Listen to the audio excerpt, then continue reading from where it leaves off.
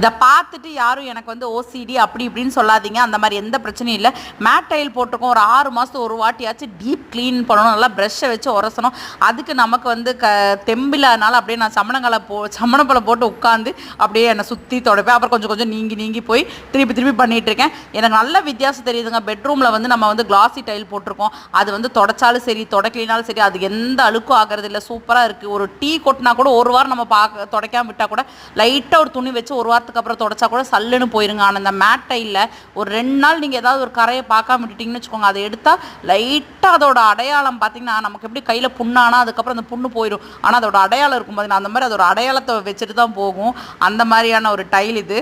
ஆனால் வந்து பார்த்திங்கன்னா அடிக்கடி இப்போ வந்து தொடச்சிட்டு இருக்கனால மெயின்டைன் பண்ணாலும் பரவாயில்ல. ஆனால் கூட பார்த்திங்கன்னா வீடு கட்டும்போது அப்பாக்சி கரை ஆனதெல்லாம் பார்த்திங்கன்னா இப்போ கூட லைட்டாக அங்கங்கே இருக்குது.